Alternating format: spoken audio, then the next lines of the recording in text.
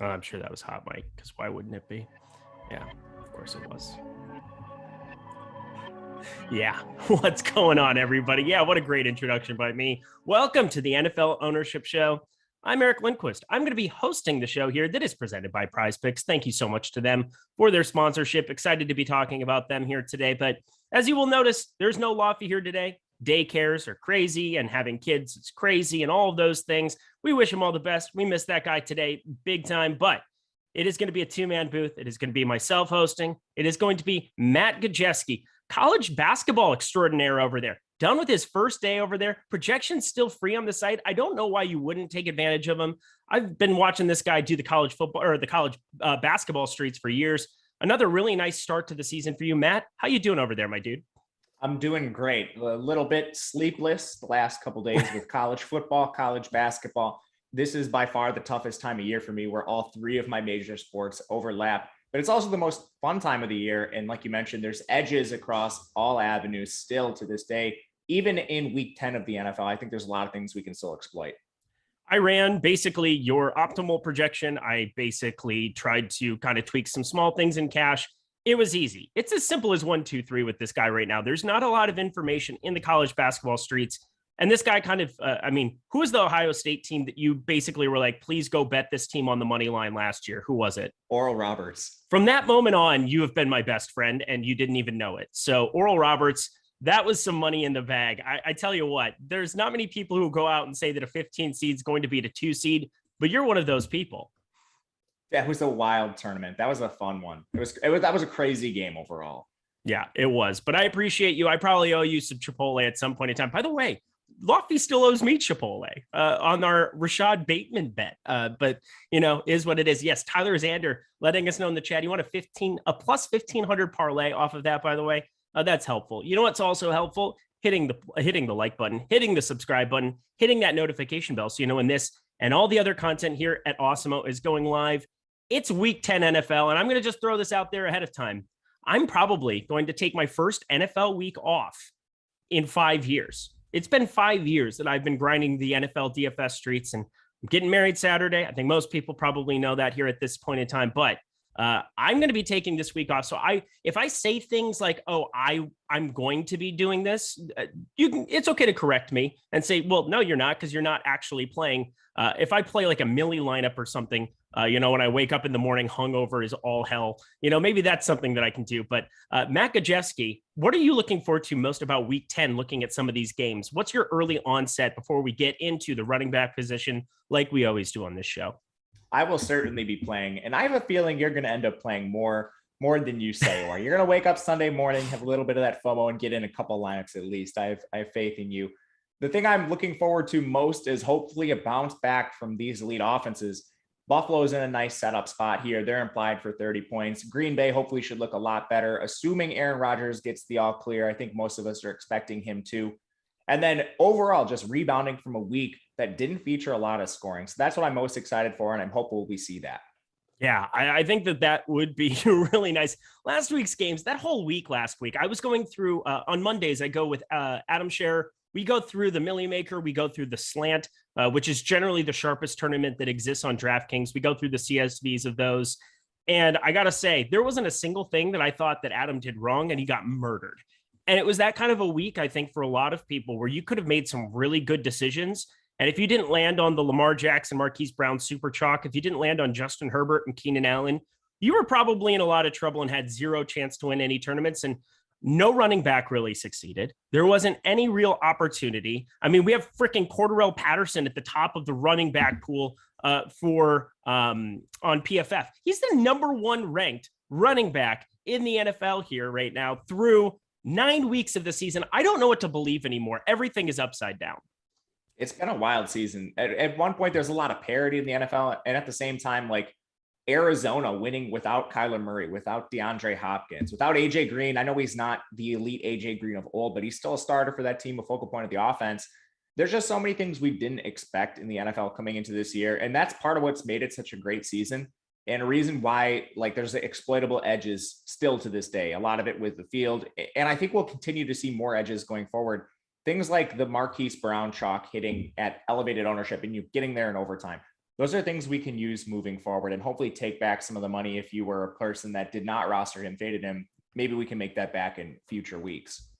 And chat's already so lively this morning. We got Heaney, dude, have one lineup. It's like, okay, maybe I'll put in one, but the way I look at it, I don't have to worry about achievements or anything. There's no way I'm going to reach Onyx on DK this year. So I'm pretty happy with my status. I think now that it's not monthly, now that I don't have to worry about making sure I hit my certain rewards things, I can kind of just coast and maybe not have to worry about that interesting DK change up to the year-long rewards. But I digress. I really don't know what to think about it. We got other people throwing it in there. Can we get a bet on whether I show up in chat on Sunday? Yeah, I think it's probably like plus 120. I think that, what?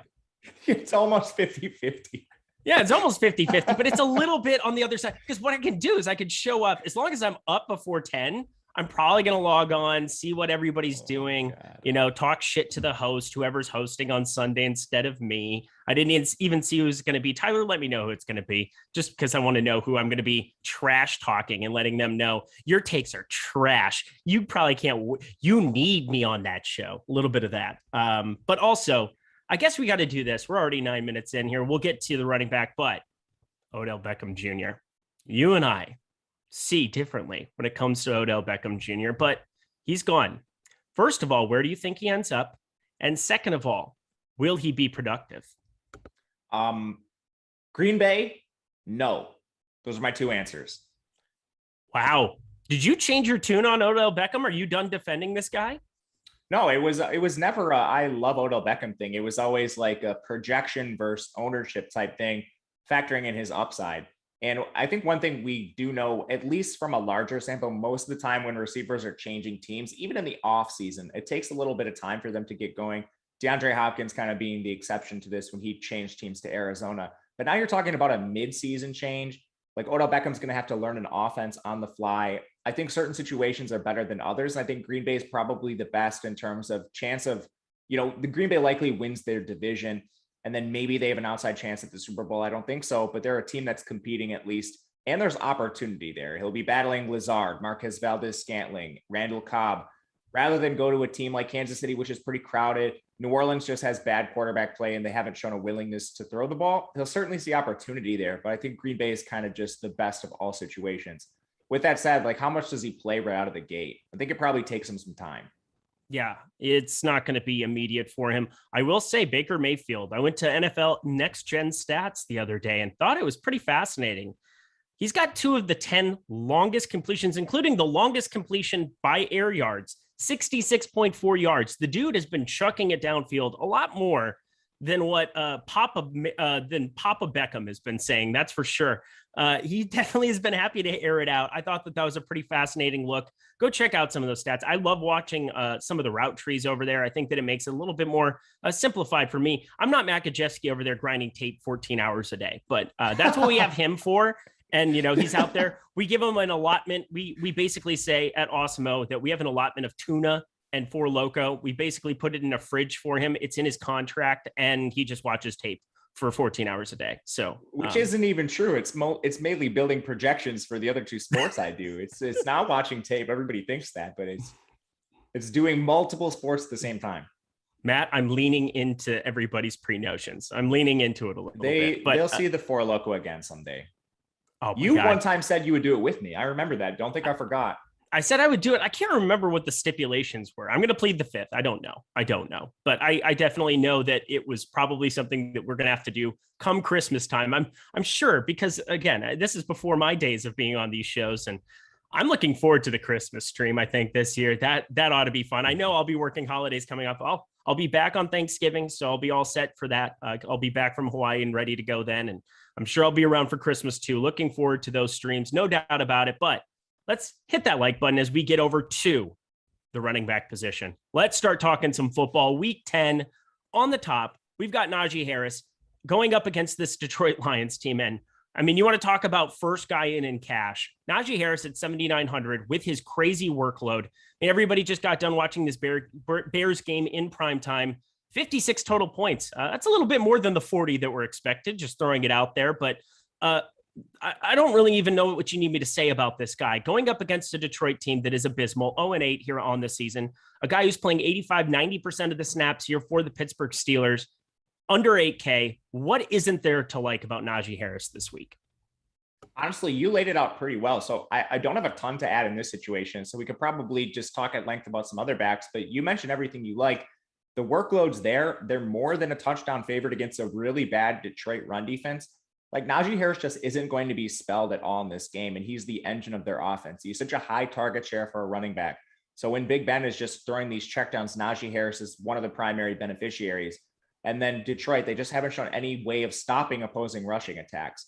So no matter what the game script is, if it kind of flips and Detroit's up, Najee's active in the pass game. If Pittsburgh takes care of business like we expect them to, a lot of it's going to come through Najee just in his raw yardage, raw carries on the ground. He's an excellent play, especially towards the top. Christian McCaffrey's on the top end, 8,400 more expensive. Kamara, 8,200 against Tennessee. I think that's going to be a good spot for him there. Jonathan Taylor, 8,100. Dalvin Cook, 8K. Probably been super disappointing, but this is a Chargers team you can run on. My thing with Najee Harris is he's already our highest projected running back, other than a guy we'll talk about later, because holy mother of God, no Nick Chubb is going to be a terrifying proposition. And I will say our ownership's going to need to get reran based on a lot of this news. We don't know how Nick Chubb is going to break down here, but I'm assuming he's going to be out Sunday as of right now, which makes a guy that we'll get to later just pop off the page way more than the 1.6% that we're projecting him for. But moving our way down the list, we've got Austin Eckler going up against a Minnesota Vikings team that if I talk about, I'll probably cry on stream. So we're going to stop. Ezekiel Elliott up against Atlanta with a 31.5 total, implied total here for the Cowboys, coming off of being just disaster chalk last week. 10 carries, 51 rushing yards. You still have Pollard that exists there that's always kind of nagging on his heels, but he's had the workload and now he's 7K. Cordarrelle Patterson, the guy I just got done talking about, being PFF's highest grading running back on the season, which is just mind-blowing. Tony Pollard, number 2, by the way. Thought that was a pretty fascinating one, too. So, take that for what it will. Out of this next group that's all receiving more than 15% of ownership, where do you find yourself landing as of right now? Yeah, Cordarrelle is still a little interesting to me because he's essentially still a timeshare back with Mike Davis. Like you mentioned, he's just running laps around Davis efficiency-wise, and you would think that would lead to more opportunity. It just hasn't amounted to a full workload in the backfield. So I still think he's a little risky, particularly as underdogs here. However, this game does have the best total on the board. It's 54.5. So expect a lot of people just to target this game, which brings me to Ezekiel Elliott. Right now, he's not drawing a ton of ownership. He's top 3, but it's still pretty spread amongst this group. Like you mentioned, there's about 4, 5, 6 guys maybe that are all within the same ballpark. And people might be burned by Elliott last week. I think he ran pretty hot to get the amount of points he did, with Dallas going down 30-0 in that game. But Elliott still has a really consistent workload. He's playing above Pollard, and it hasn't really been close. And there were some people making jokes that Elliott had to play like in the 4th quarter, so he didn't cede extra work to Pollard and run the risk of him taking his job. But Elliott's still only 7K. Like he's not very expensive. I think a lot of people will naturally kind of work towards the Harrison Elliott build, but we'll see how value stacks out. There's not a ton that stands out to me right now in terms of value. We'll have to wait on some of the injury news, but I do expect Elliott and Harris to be popular. But in like low risk formats, I think I'll just eat that. You know what? I'm going to just jump to him now because I think we'll get into the ins and outs of some of these other mid-range plays that I thought were pretty intriguing today looking into this slate. But D'Ernest Johnson would instantly become perhaps the chalkiest play of the entire season at any position in the event that you have Nick Chubb out. They currently, if you have everything hold the way that it would as of right now, they would have one running back. They would have one running back. D'Ernest Johnson, by the way, against Denver in that week 7 performance was exceptional. 22 carries, 146 yards, I believe just about 28 DraftKings points, pretty much just getting it all done on the ground.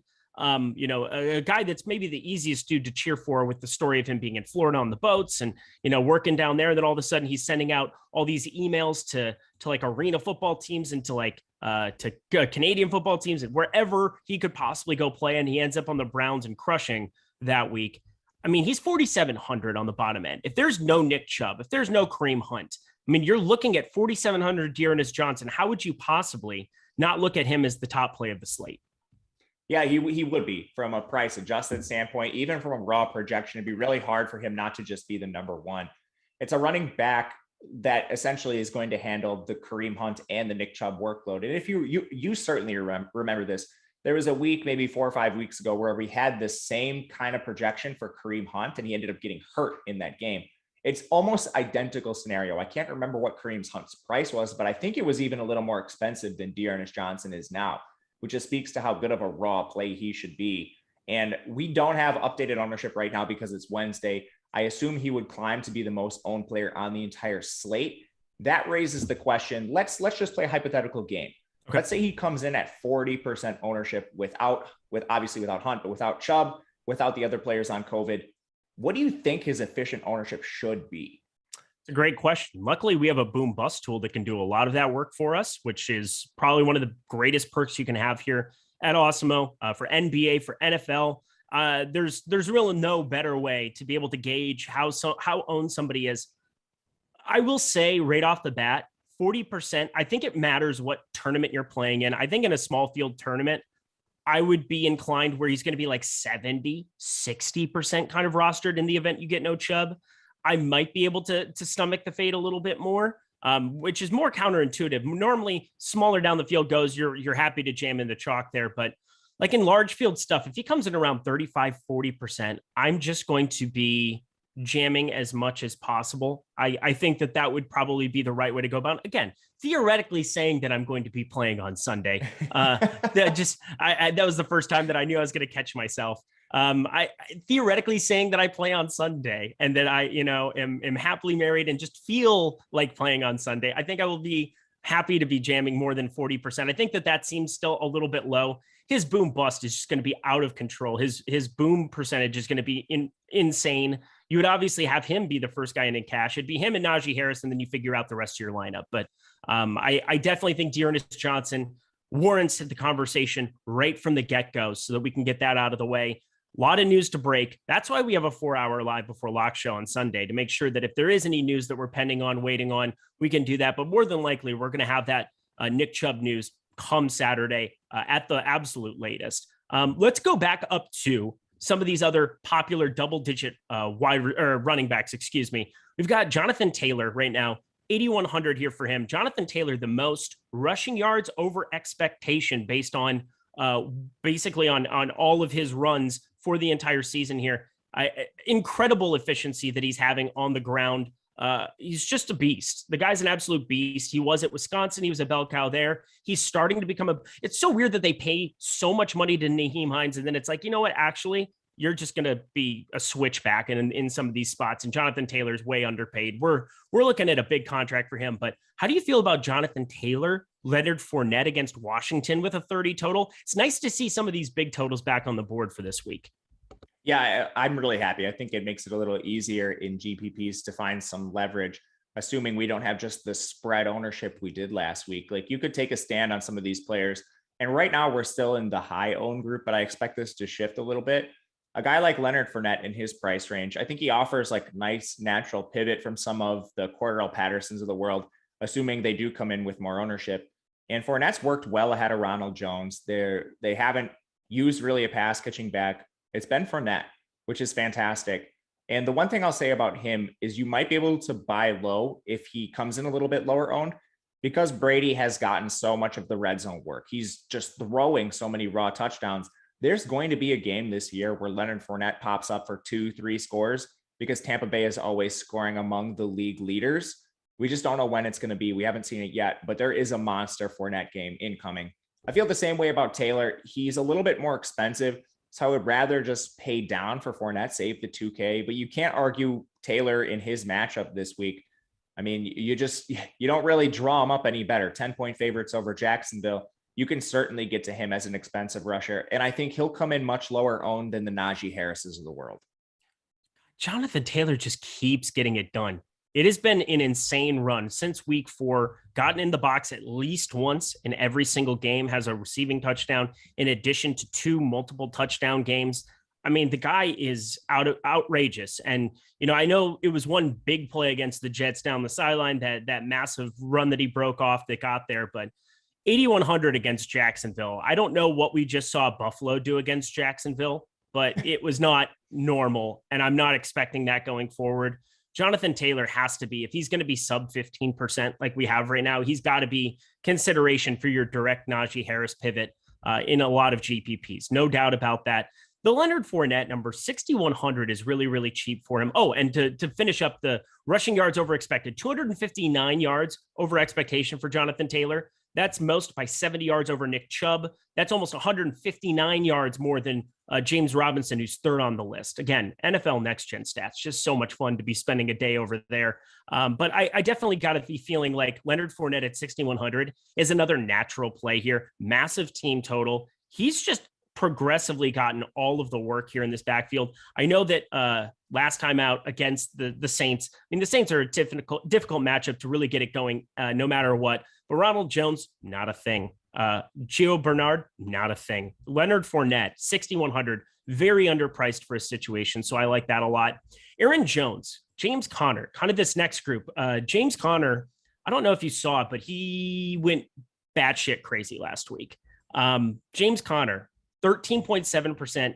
Going to probably have the entire backfield in the event that you have no Chase Edmonds. I don't think we're going to have Chase Edmonds, but talk to me kind of about them, because Aaron Jones, if you get Aaron Rodgers back, probably in the intriguing spot against Seattle, who has definitely had some massive rushing allotment games going up against them too. I don't think he just fills in one for one, takes all of the backfield work. Benjamin is built a lot like Chase Edmonds. He's a smaller back, good pass catching upside. With that said, he's not Chase Edmonds. He doesn't have the same explosiveness. He didn't test that well from an athletic perspective coming out of college at Arizona State.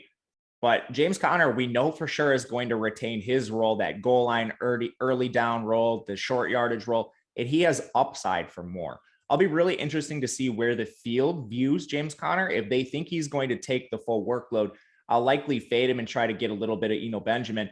But if they still see this as just a direct 50-50 timeshare, there's a chance I might take a stand on Conner with the massive implied team total that Arizona has as 10.5 point favorites over Carolina, and try to guess that he might receive the whole workload. Again, we just don't know what they're going to do. Cliff Kingsbury has not been the most honest coach in his tenure in the NFL, but he did say that Benjamin is going to receive more work. Again, remains to be seen. So I'll be trying to play a little bit of the leverage game and go the other way.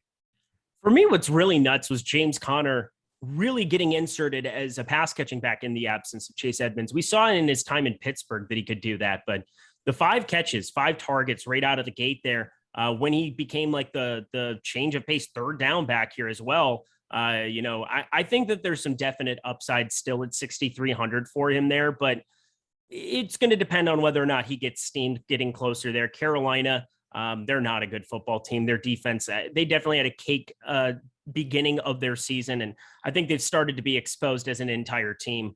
Sam Darnold, what a fraud. But either way, not that anybody really is going to argue against that. For me, the next 2 guys are very fascinating as we're kind of looking up in this top tier of ownership. Michael Carter, DeAndre Swift. Michael Carter, it seems like he's going to be able to produce in the receiving game here. Coming off of 14 targets to only have 2. I mean, I know they made the shift to Johnson there, and I think that's going to be who the starter is going to be Sunday. Correct me if I'm wrong with that, but I believe that he's still going to be starting for the Jets. And I think that he's fascinating just in terms of trying to get him into space and maybe being able to create some things. But DeAndre Swift against Pittsburgh, 6,800. It is a complete overpay. I'm surprised that he's getting double-digit ownership. I would be very surprised if he had double-digit ownership in something like the Millie come Sunday, with all the great exceptional running back plays you have in Najee Harris. If you get Johnson, I think everybody's ownership is going to come plummeting down. But he's a guy that rushing yards over expectation per attempt, dead last among qualifying running backs in the NFL. He should be getting more out of it. Part of it is Detroit is terrible, and they're basically just stacking up against him. But he's a freak. And I think I'd be willing at 6,800 to roll out on his talent if he's sub 10%. How about yourself? Yeah, sub 10%. I'm with you. Above 10%, there's just too many good plays. There's Najee Harris, Eckler, Ezekiel Elliott. We haven't talked about some other plays that are right in that price range, like Aaron Jones. And I mean, he's extremely risky. We saw it in the last week without Jamal Williams. Jamal Williams should be back this week. Now you render this more of a timeshare.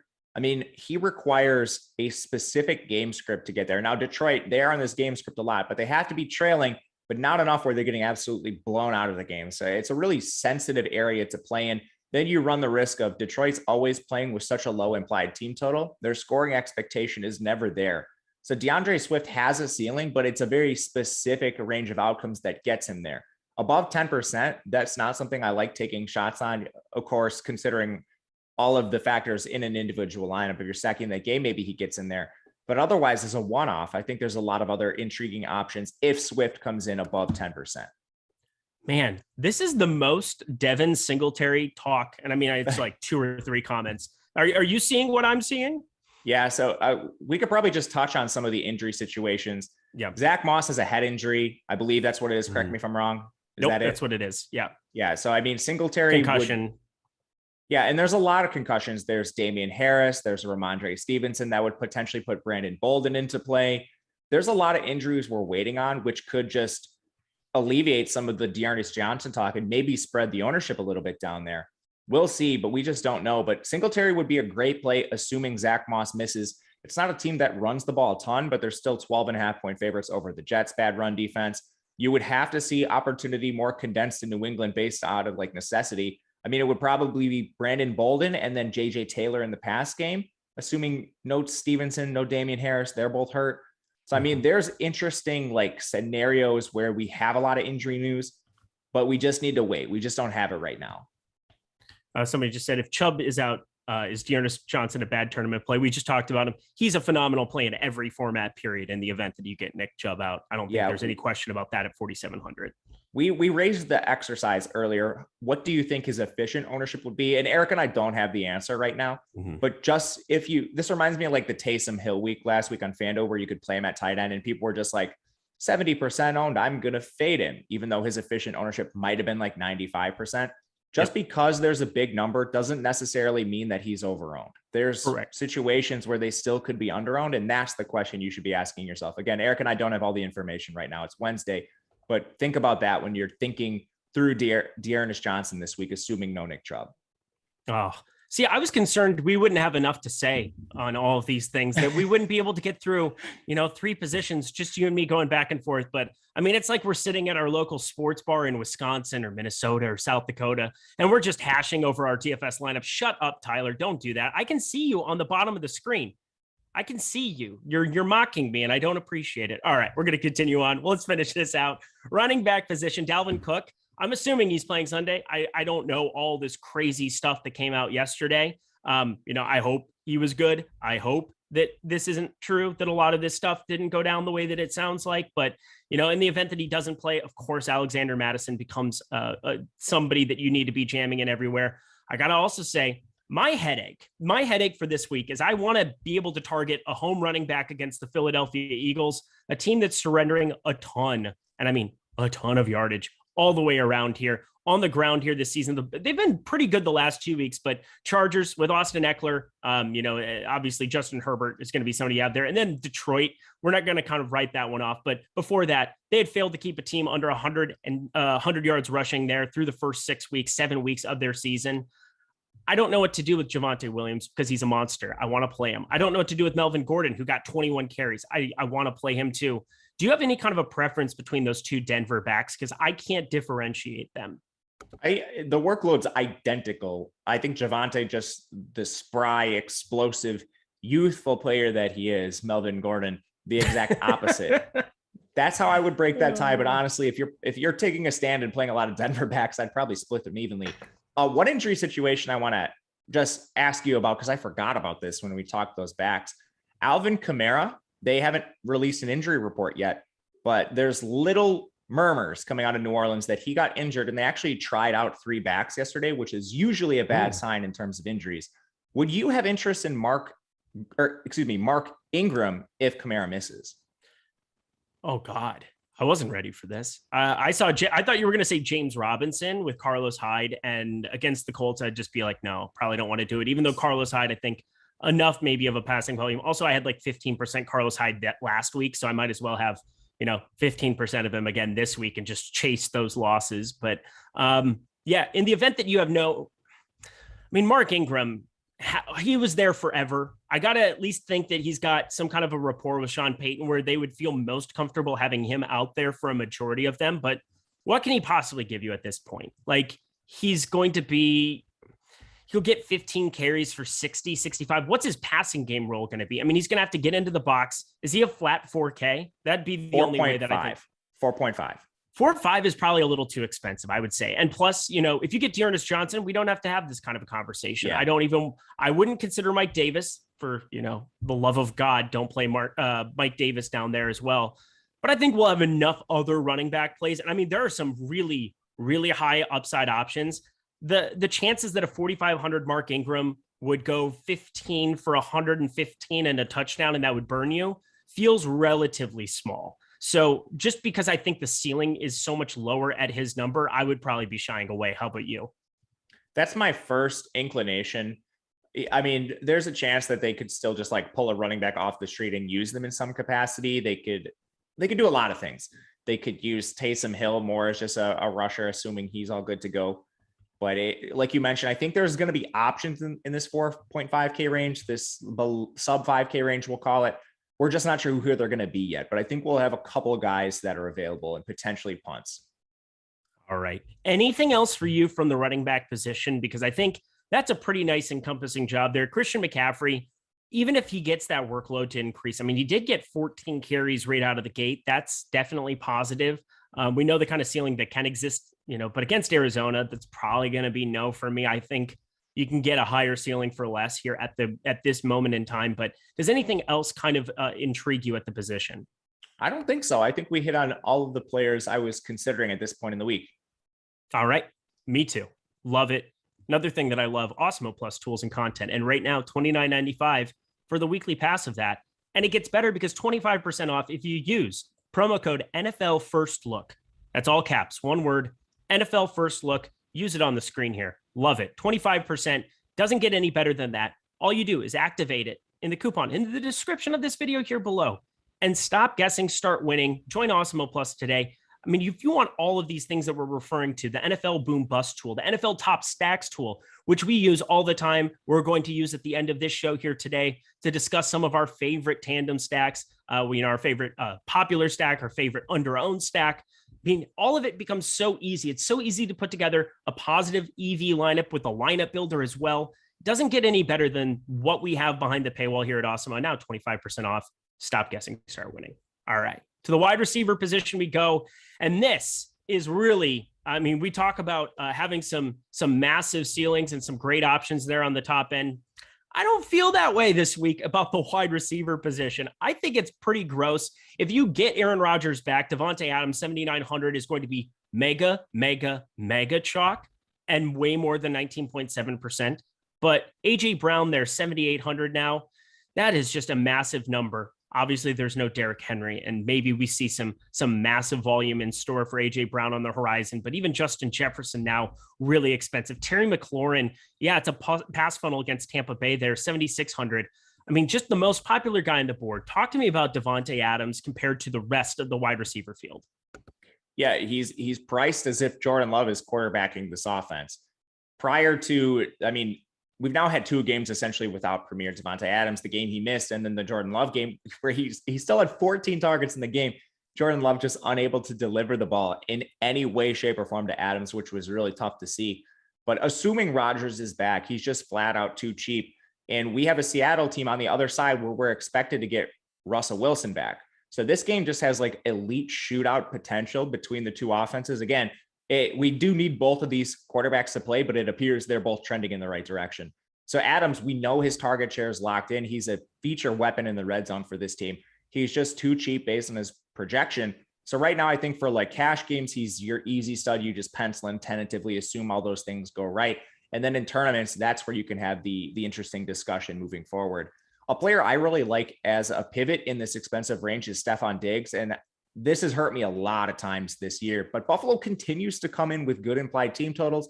They continue to come in with a heavy pass rate, strong offensive metrics, at least from an underlying perspective, but we haven't had the Diggs eruption game. I like a lot of the players you mentioned, like McLaurin. But one of these days, Diggs is going to go back to the 2020 just eruption spots we saw. Do you kind of view it that way too? Or do you think Diggs is just like playing a different role this year? So now we're at the Buffalo Bills portion of the program, and here we go. This is why the Devin Singletary thing. And again, I saw Zach Moss was concussion, and I get the reason that you would want to go to a 4,700 Devin Singletary. But we saw this in week one, given it was against Pittsburgh, completely different matchup. But Zach Moss was a surprise scratch right out of the gate. And it's going to be Josh Allen being able to kind of take the reins of this offense and do whatever he wants. Not that he doesn't have that ability already, but I'm looking at guys like him. Cole Beasley is the second most owned wide receiver we have on the board. And I think that makes a lot of sense now that his snaps has started to trend back up. Whether that's Knox being out, whether that's, a number of these other guys where there's definitely been some scripts where they've needed him on the field. 87%, 71%, and 67%. The last 3 weeks, Cole Beasley's been on the field. I think that's all great and dandy and wonderful, but I've never believed that Emmanuel Sanders was going to be a real prominent part of this offense. And I truly think it is only a matter of time before Stephon Diggs has the game. I didn't even really necessarily love him last week. On FanDuel, I loved him because his price was so egregious. But on DK, looking at him at 7,500, 400 less than Adams, if you get Aaron Rodgers in, you're going to see that Adams ownership take off to the moon. And I think that's really where you want to be coming in way over on a guy like Stephon Diggs, especially getting no Zach Moss out there. I mean, Devin Singletary, I very highly doubt he's never been the guy that they've wanted to give 10, 15 carries to. I think it would only bode even further and better for a guy like Josh Allen to just go completely nuts, coming off of an absolutely abysmal loss to Jacksonville and now playing a putrid Jets team. So I'm right there with you. I think Stephon Diggs, probably my favorite tournament wide receiver as of Wednesday morning here, no doubt about it. Yeah, I agree with you there. I think we just need to see where this ownership closes. We're projecting him for some right now. I think it's probably a little high, but that remains to be seen. Otherwise, in that expensive range, a lot of times I'm just trying to stack these guys. So whoever your quarterback may be, if you end up with like a lot of Tom Brady, Godwin makes sense. He's above that 7K margin. I think you could say the same with AJ Brown. That game environment just leaves a little bit to be desired. The overall total in that game is much lower compared to some other ones, sitting at 44.5. Whereas like in the Green Bay game, you have a total at 49, which may climb with positive Rodgers or Wilson news. Mm-hmm. In the Buffalo game, the total is not super high. It's 47.5, but Buffalo's individual team total is really high. So with a player like AJ Brown, there's just situations I like a little more, assuming his ownership stays where it is, right around 10%. But anyone else you're interested in the really expensive tier? There's not a ton of players here. It's basically Adams, Diggs, and then I find myself paying down a little bit into the mid sixes. Yeah, I find myself playing Keenan Allen every single week. Everybody knows, I think, that I'm a diehard Viking fan, but I'm also, because of money, a diehard Chargers fan this season. By far, my largest stand was betting them to win. I bet them to win the Super Bowl, bet them to win the AFC, bet them to win the AFC West. I mean, I'm completely all in on the Chargers this season, and Keenan Allen is a big reason why. Austin Eckler, Mike Williams, all of those guys here. Mike Williams, I will say, is kind of fascinating because we were talking a little bit about this before the show, but now down to 6,600, kind of flip-flopping price tags there with Keenan Allen. You're looking at a spot where Mike Williams, the last 3 weeks, sub 10, been abysmal, but you see some of these 16, 10, 12 target games, 39.5, 36.2 DK points. I mean, he's definitely been brutal the last couple of weeks, but in tournaments, that's not really any of my concern what his floor is. I'm basically trying to isolate ceilings at low ownership, and at 6% in a game environment with 52.5 total here in Los Angeles, going up against the Vikings, which again, they've just kind of lead to shootout after shootout this season. I really like the Chargers passing offense. How about you? Yeah, I like the Chargers passing offense on a week-to-week basis. And kind of just by default, if you like Herbert, you're playing Herbert. You should be playing some Mike Williams, just the explosive nature of this offense. And that's assuming you have Chargers stacks. It's like Tampa Bay to a degree where you just want pieces of that receiving room. It's not a Green Bay situation where Devontae Adams is just the lone target alpha, but that's not always necessarily a bad thing. Sometimes that drives ownership down. People don't like to predict who the pass catcher is going to be that's going to receive the work. But if you're playing multiple lineups or you're just taking shots on a week-to-week basis, those are the players I like targeting, the players that have the immense upside. And positively with Williams, we've seen it this year already. It's not a shot in the dark like a Sammy Watkins on Kansas City last year. We've already seen it with Williams. Yep. Love it. All right. More popular wide receivers here that are getting double-digit ownership here at the moment. We touched on Deontay Johnson. That makes sense, I guess, just in terms of he's going to be the most targeted wide receiver week in, week out, more than likely. Coming off a disappointing game against Chicago there. Didn't help anybody in showdown, that's for sure. Amari Cooper, 12.7% at 6,200. That tag is still not really competent, even though he goes off of 5.7 DK points and he only gets a $500 bump in salary. That's kind of strange to me. Godwin, we talked about. Michael Pittman, 11.5%. This is a guy that I kind of find myself gravitating towards. I really like, I think maybe the public perception of Jacksonville wasn't completely accurate. I mean, they're a terrible football team, but Jonathan Taylor, I'm in love with. Michael Pittman, I'm going to be in love with this week here too. I think just getting exposure to Indianapolis, coming off of Jacksonville playing their by far best game of the season, maybe some recency bias for other people, but 11.5% for a guy here at 6,300. How do you kind of stack him up next to Amari Cooper, who's $100 less, Tyler Lockett, who's $200 more, and getting Russell Wilson back, and DJ Moore at the identical number? This is a range, I think, where we're going to have to see how ownership shakes out. I think Pittman, he could have a chance to come in a little overowned based on the game we saw from him 2 weeks ago, where he was just the straight alpha, and he still could be that. But you also run the risk of Indianapolis just getting way up in this game and riding Jonathan Taylor, maybe Nyheim Hines if they're up by a huge margin, where some of these other players, I think, have a little more safety built in compared to Michael Pittman. Your like Dallas receivers, especially after their terrible game last week, if they don't come in with a lot of ownership, that's all contingent on this. Like you could take a shot on Amari Cooper in a game that has a near 55-point total, which I feel a lot better about. Or, I mean, there's other contrarian options. Like you mentioned Lockett.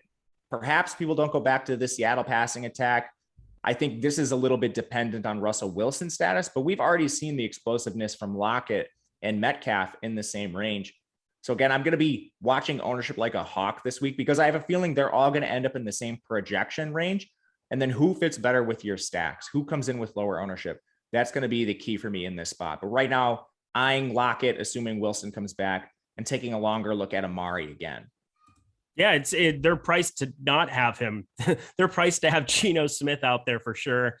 Chris Carson's still dinged up. Alex Collins ain't it. Definitely like Tyler Lockett. Definitely like DK Metcalf. That Seattle Green Bay game, depending on how all the news breaks, it could be gigantically chalk on Sunday. 49.5 total here right now doesn't look that appealing, but I'm not sure if that price is in the Aaron Rodgers situation the way that it would if we knew that he was automatically going to be playing here. Let's make our way down to some of these lower owned wide receivers. Obviously, if I like this Minnesota Chargers game and that game environment, Adam Thielen, just a touchdown hog here for the most part for this team, now scored in 3 straight. Still disappointing, had like no A.6 yards last week. What are we doing here? But Justin Jefferson as well in that same spot, much more expensive though, of course. Mike Williams, talked about him as well. Who's kind of standing out to you that isn't as represented at the moment? I was really interested to see like some of these Tampa Bay receivers coming in as low owned as they are. And I think a lot of it has to do with we're projecting Antonio Brown in, and I think he will be. But like like the situation we just talked about with Los Angeles, it's a spot where Tampa Bay, they're passing the ball at an extremely heavy rate, and they're doing so in the red zone. You have them implied for a 30-point team total. Still, Washington's defense has not lived up to expectations this year. So even if it's like Antonio Brown or Mike Evans at 6,900, these are players I want stacks of, especially if I'm playing Tom Brady. And you could say the same thing about Godwin. He's a little more expensive. Antonio Brown is the guy that's sitting in this mid like 6K range, the cheaper 6K range, where I have a lot of interest in him. And like for tournament plays as well, we talked about how owned Stephon Diggs and Cole Beasley project to be right now in the Bills offense. Emmanuel Sanders comes in at a fraction of that. Again, Beasley's played a much larger role of late, and Beasley's cheaper than Sanders. But just talking about from a strict leverage perspective, for those of you taking stacks of Buffalo, again, another massive team total for Buffalo this week. Sanders makes a lot of sense for me in tournaments for that reason. Oh, I get it. I mean, he definitely had a nice string of games there in the middle of the season, but never been a target hog. Not that I'm just identifying target hogs, but, hasn't exceeded 8 targets in a game this entire season here. I do expect, if you have no Zach Moss, though, that passing expectation is going to be sky high. And I think having exposure to anybody wearing a Buffalo Bills uniform is probably pretty viable. Yes, even Devin Singletary for sure. But not that I would love that play, because I don't know how you could possibly love Devin Singletary from what you've seen, period. And obviously the Bills didn't either. They drafted that Utah prospect, Zach Moss, pretty early. So just saying, rest of this range, Marquez Callaway, no. Russell Gage, no. Corey Davis at the 5K range, no. We got to start saving money somewhere. And it looks like a lot of people are gravitating towards Jacoby Myers, 4,800 for a guy who is immune, just completely immune from getting touchdowns. Just it's impossible for him to do such things. Donovan Peoples-Jones coming off of 3 straight massive games that he's appeared, which is kind of crazy to see. All big play threat. You know, I talked about that Baker Mayfield, 66.4 yards for that completion through air yards. That was to Donovan Peoples-Jones, of course. So keep that in mind. Somebody that can get there, but 1%er. I don't see a whole lot of value here on the wide receiver board as of right now. Do you see anybody sub 5K that you're like, yes, he's a good play? Not anybody that I feel, like fantastic about. Last week, I thought Rondale Moore was somewhat safe in this range, but I mean, we're talking about our highest owned player in this range being Jacoby Myers. And like Jacoby Myers has projected well for us on numerous occasions. He's a solid target share in this offense. They're just not explosive. They don't have a high scoring expectation. So he's a really tough player to get to. Outside of him, I think he's on a primetime slate. AJ Green right above him. He's the next best projected wide receiver in this range, assuming he comes off COVID, which is these are big risks below 5K. And we're talking about players that are just slightly below 5K too. It's not like we're in the 3K range. Right now, we don't have any of those players. So I think saving money at other positions is going to be key, unless we get some injury news or something like that, because right now they just don't project well. So I think maybe like picking one of the studs, Devontae Adams, and then moving forward with like mid-price receivers and trying to get there with cheaper backs or a cheaper tight end is the build currently. There just isn't a lot projecting well down here at this point. Is there a more disappointing wide receiver in the history of humanity than Robbie Anderson in the year of our Lord 2021? There is not, man. He is unbelievably disappointing. There are no words. I can't even think is he the AJ Green of last year? Like, who do we compare him to?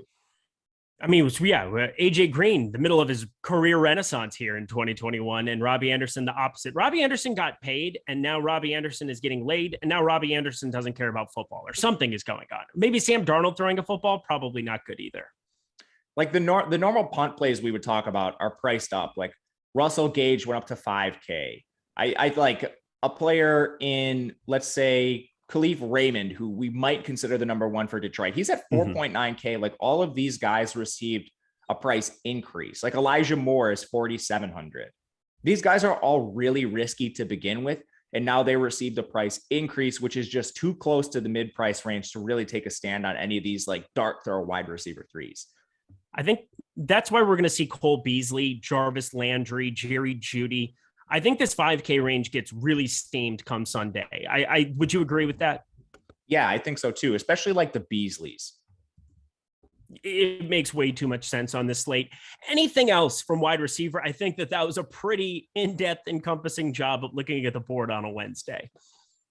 I think that's just about it. I think there's some really interesting like tournament plays that we haven't talked about it in like some pretty good game environments overall. And like the Donovan Peoples-Jones thing, getting there on 3 targets, he's not somebody I want to play. But like you could go up and play CeeDee Lamb. I think he's a nice tournament play, a bounce back spot. Somebody that we haven't talked about a ton here. You could always go back and play like a Devontae Smith after he let some people down. It's not a good game environment, but he's still paired with a quarterback who's mobile. Devonta Smith did not let anybody down last week. What did he finish with? 26.5. That's actually pretty good on last week's. They're 25.6. There we go. I just clicked on it. I thought it was like 26. Excuse me on Devontae Smith then. Yeah. But you can play him. Heisman slander over there. None of that. None of that out of you. Yeah. I mean, I just think if you're correlating with your quarterback, there's interesting things you could do like that. I definitely agree with you. It's going to be fascinating. I think wide receiver is very tough compared to running back. I think running back, there are almost too many options. I think wide receiver, too few of them. But if you get the salary savings from a guy like Dearness Johnson, Devin Singletary, it could be a really fun stars and scrubs kind of slate. But We're going to talk some prize picks here quick before we get to tight end. Then we'll do top stacks. Then we'll get out of here. But going over to prize picks, one of the best, cleanest interfaces you're ever going to find on any DFS site. You can go to the website. You can get the app in the App Store, on Google Play, wherever you get your apps from. But prize picks, you basically pick 2, 3, 4, or 5 players in a multitude of sports. And when I say multitude, cricket is listed today. Yes, you could get David Warner over under 22.5 runs in cricket. Yeah, I just threw that out there. I don't want to be playing that one whatsoever. You have women's college basketball. You have PGA stuff posted. They post those on Wednesdays. I'm excited to go through some of those. I think that there might be some plays to find out of there. NHL, if you want to be going that direction. I've been definitely taking some unders on points and goals, or over on points in certain spots. You basically can compare it to other sports books, find some edges here and there over on prize picks. But unlike traditional sports books, they have these five play flex plays where you can get 4 of 5 or 3 of 5 and still get paid out money. So 3 of 5, you're not getting your full money back. I believe it's right around half or 0.4x that you're getting back. But 4 out of 5, you're still turning over a 2x profit. That just helps to be able to be a little bit more sustainable in betting props and checking out some of these. So I'm looking at a couple on the NFL board for Sunday. Lamar Jackson, 2.5 touchdowns. I'll take less than. As much as I love Lamar Jackson and think he is extremely capable of making me feel like a dunce in that spot against Miami for Thursday night, I think Lamar Jackson, 2.5 touchdowns is a large expectation for him to be throwing the ball around the yard. I definitely think that there's a number of guys, whether it's Le'Veon Bell, whether it's, Devonta Freeman, they can definitely get some touches there. Is there anything that you're seeing on prize picks for NFL here? Because again, this is an NFL show. Yeah, I like that call a lot. 2.5 projected touchdowns for any quarterback is a lot, even like a Patrick Mahomes. So I'm with you there. One I think you could still buy low on is Najee Harris, a guy we've talked about a ton so far. His prop is 85.5, which seems pretty high. But when you're playing Detroit and you're the only back that receives touches in the backfield, you could get there in a number of ways. 1, through just pure efficiency, and 2, from volume alone, which we're already projecting from Najee Harris. So that's one I'll go with. All right. And thank you so much to Prize Picks for their sponsorship. I think on NBA today, we're going to be doing a look into some more Prize Picks stuff.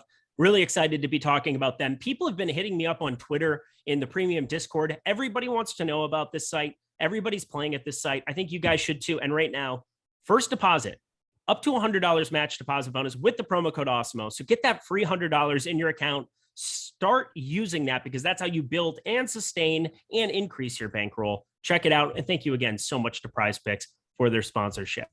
All righty, let's do the tight end position here. We don't have Travis Kelce. We don't even have George Kittle here available, who, by the way, played a lot better than I expected him to right out of the gate. We should have maybe factored in that he's just a crazy person and that he's somebody that could just, go out immediately after being hurt and basically put up a big week. And I digress. Doesn't matter. But you're looking at Kyle Pitts at 5,800. Being your most expensive tight end on the board. It's going to be a punt by default kind of a week here at tight end. TJ Hawkinson next on the board here. Dalton Schultz, who was really disappointing to me. He still put up 9.4. So it wasn't apocalyptic, but wasn't good either. And then Dallas Goedert, 12.2%. It's pretty spread out amongst this entire position right now, with Goddard and Pitts being the most prioritized here at the moment. Only one's getting double-digit ownership other than Jared Cook, who I think makes a great play at 3,200. But talk to me about the top end of tight end. Yeah, I think only Kyle Pitts has that sort of upside consistently in the Travis Kelce tier, in the Darren Waller tier. And he's coming at a little bit of a discount. And I think part of that is just coming off 2 bad games. Prior to that, he had 2 games above 100 yards. So Kyle Pitts certainly has the requisite upside, and he's in the game environment to potentially target. With that said, you and I talked about how tight pricing is on the slate at this point, unless we get some of those running back punts. So you might be looking at cheap tight ends just by default. And there's a lot of really good options down there.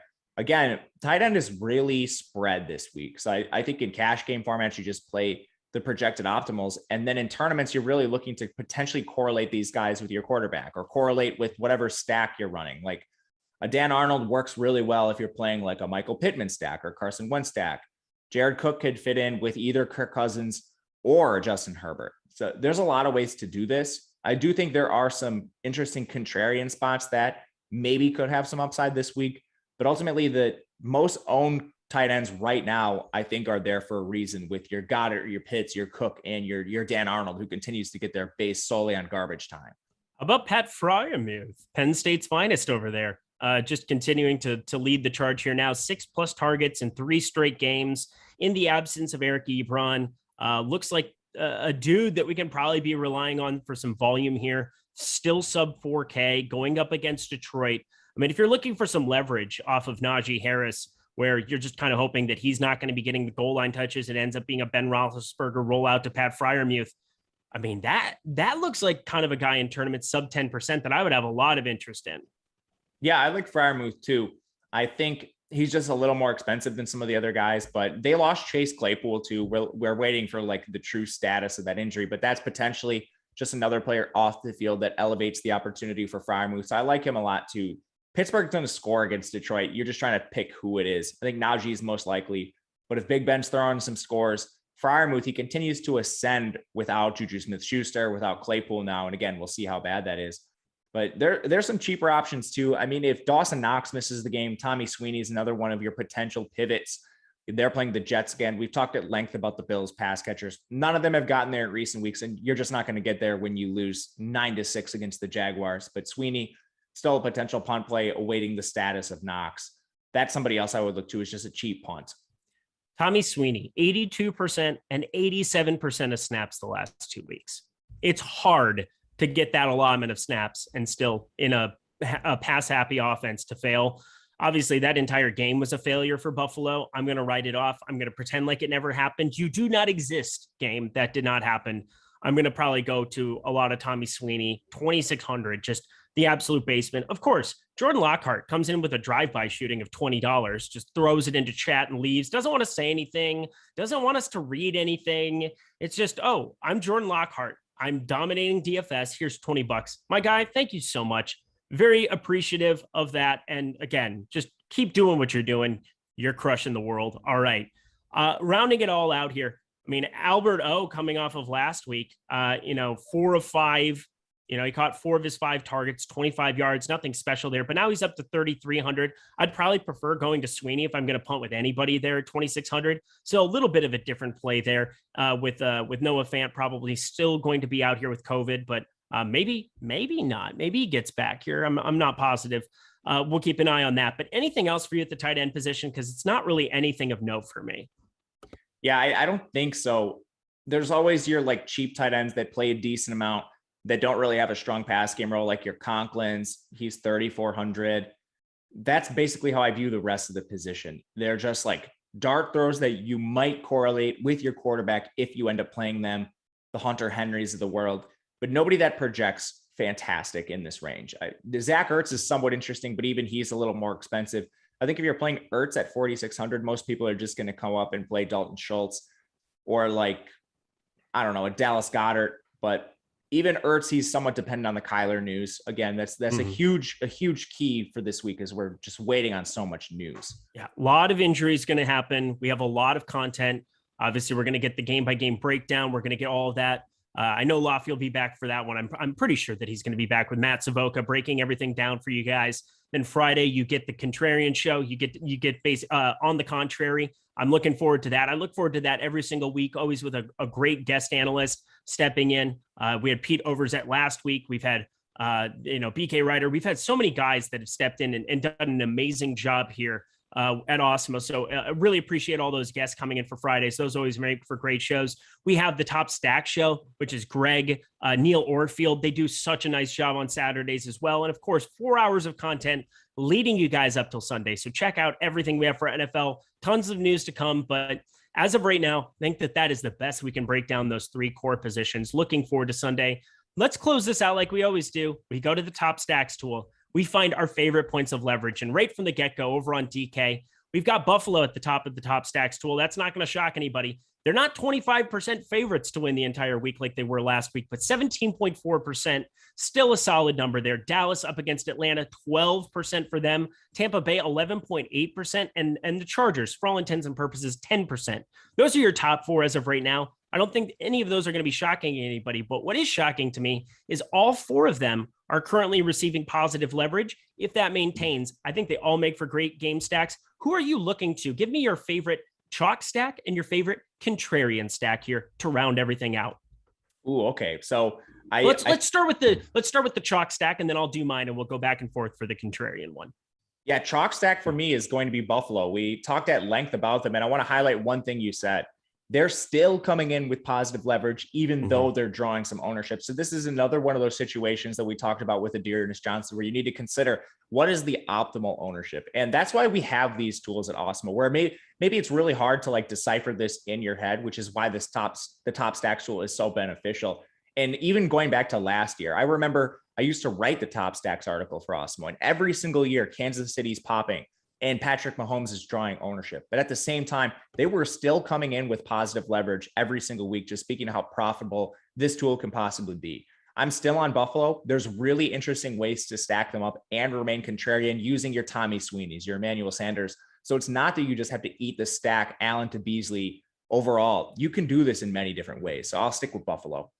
I'll go to Tampa Bay. I'll go to Tom Brady, the favorite to win MVP currently right now in pretty much every single book around the entire industry, period.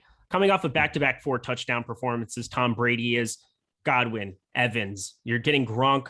He's got the Q mark. He didn't practice Wednesday. I bet he'll be back out there. But for me, it's such a concentrated target share that you're looking at with Godwin and Evans. Then for the Washington side, this noted pass funnel that we're looking at from Tampa Bay on the other side brings back some easy run backs. Terry McLaurin for sure. Ricky Seals-Jones makes a lot of sense too as a flyer if you're looking to do some of that. But for sure, the McLaurin play coming back with it. So I really like that you're getting some positive leverage going there. There's been so many of these massive performances, even in games, and they lost to New Orleans. He still just went nuts. So I like Tom Brady a lot, pretty much all the time. The most leveraged quarterback, most leveraged stack that you have, period, on the board. And I mean, the Chargers, Minnesota, people know that I'm obsessed with that one, so I didn't want to go there. Give me your contrarian. Oh, I'll give you the contrarian one, and then I will let you round out this entire show. For me, it's going to be disgusting, but we're going to go to Tennessee again against New Orleans. You don't have Derrick Henry there, and I understand New Orleans has a very formidable defense, but right now, 2.2% ownership that you're getting on a guy like Ryan Tannehill, AJ Brown. Julio Jones has been disappointing. I expect him to be a little bit more serviceable here. A number of cheap tight ends that you can rotate through to get a little bit different, whether it's Ferkser, whether it's Swaim, whether it's Pruitt. I think I named all 3 tight ends that exist and, have heartbeats for Tennessee there, but I think that they make a lot of sense. You can kind of lower some of that total rostership, some of that total salary by going to Tannehill. 6,200 also has some wheels upside. Somebody that I expect to maybe have a little bit more rushing touchdown upside in the absence of Derrick Henry. So give me Tennessee. How about your contrarian stack? I am going with Seattle, and I think this is going to be entirely dependent on Russell Wilson, of course. But right now, we're not projecting a lot of ownership, and that game environment, I think, will spike up a little bit, even from where it's at now with the 49-point total. Again, this is one of those situations where we have really good stacks on the board, and this one might go underlooked, especially if this news comes out late in the week. Like if it takes Rodgers some time to pass COVID protocols, and then Russell Wilson, like he needs to show positive reports in practice to get out there too. So I'm going to go with Seattle. There's clear stacking options with Lockett and Metcalf, who are both underpriced. Prices if Geno Smith is starting. Really good week to take a look at them. All right, guys. Well, we did it. We did it. We missed Lofty big time. It's always a blast having him alongside. I like the 3-man booth, but I'd say we did a pretty serviceable job. Nice hanging out with my buddy Matt Gajewski here. Thank you for taking time out of your busy college basketball projection time, your tuna eating time, your Four Loko time to be able to get on stream with us and hang out. I know you weren't watching any movies. That's for sure. I think everybody loved that last week. 2 movies in 5 years. What an absolute crazy person. But hey, any final words for the people, my guy? No, thank you guys all for being here. Appreciate you all joining in early on a Wednesday morning. I know it's early for you too on the West Coast, but appreciate you all having here. Love doing this. I wake up with energy, baby. I'm ready to go. I'm going to head over to the gym, try to get skinny in one day. Best of luck to me on that endeavor. But Jock Market, they have a show coming up here with Adam Kaufman, Jeff. That's coming up at 1 p.m. Eastern time. Then we have a strategy show, Eitan and Greg, starting at 4 p.m. But NBA Deeper Dive, that's really what's going to kick it off. 4:45 p.m. Eastern time. That's going to be Alex. That's going to be Adam. Looking forward to that. NBA Live Before Lock. That's going to be me and Greg. We're going to be breaking down everything for the NBA 13-game NBA slate. I'm already tired. I was trying to research it this morning. It didn't go well. And then PJ Live Before Lock. I will be on once more with my buddy Ben Rasa, your counterpart in the college basketball and college football streets. He's Matt Gajewski. He loves tuna. I'm Eric. I do not. We'll see you later.